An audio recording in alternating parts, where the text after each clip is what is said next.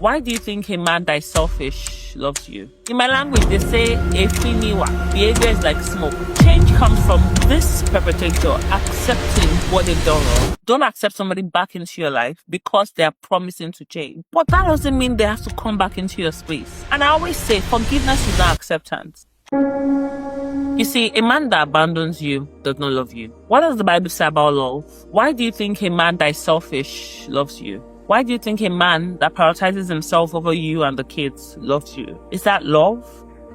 A man that is always angry, that refuses to accept his faults, that shifts blames to you, do you think that is love? Now, whilst I believe in counseling and therapy and all that, it's important that the man himself is willing to do therapy, to do counseling, not forced, not imposed, not because he wants you back after you've tried to leave. Change doesn't come from forceful action. It doesn't come from imposing actions on an adult. Because he's an adult, he should be responsible for his actions and his shortcomings. Change comes from this perpetrator accepting what they've done wrong, not being in denial, not pushing the blame, but accepting with an understanding, because anybody can accept blame, but accepting with an understanding of what they have actually done wrong to you, to your children, through the abuse. Then a willingness to change. Now, I'm not talking about the potential of change or the promise of change. Willingness to change, what do I mean? There are actions that will show that this person is willing to change. E.g., they booking themselves into therapy or into counseling. They deciding, I'm going to work on my anger. I'm going to learn how to manage this anger. Then accepting,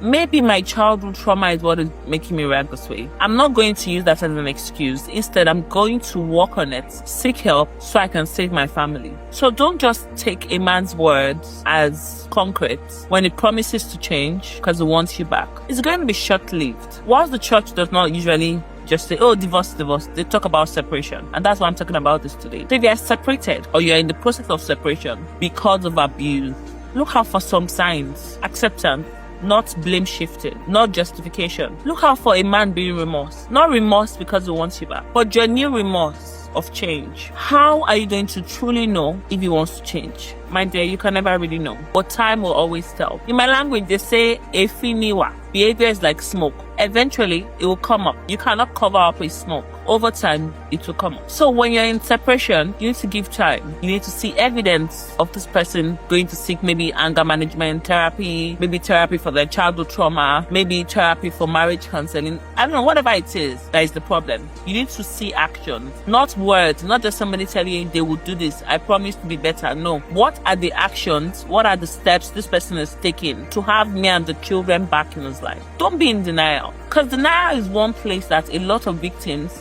mask themselves in hope conditioning, because even victims sometimes are in denial of the magnitude of the abuse. Don't be in denial. Abuse is abuse, just like sin is sin. Abuse is abuse. Not one abuse is bigger than the other. Abuse is abuse. Disrespect is disrespect. There's no double standards around it. Whether it's a man or it's a woman, abuse is abuse. Disrespect is disrespect. Don't accept somebody back into your life because they are promising to change. And I always say, forgiveness is not acceptance. As a Christian, you can forgive. You can release them.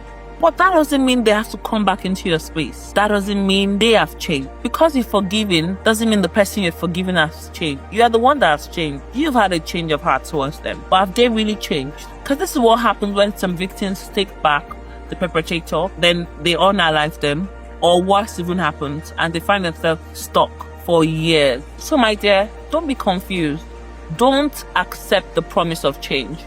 Don't accept the potential of change. Only accept the willingness and acceptance of what they've done, the willingness of change, but by their actions. Like the Bible says, by their fruits we know them. A good tree will produce a good fruit. Orange will not produce banana. You would see, you would know. Send me a message today if you're in this situation and you're going through separation and you need to navigate the separation phase. Anyways, bye for now.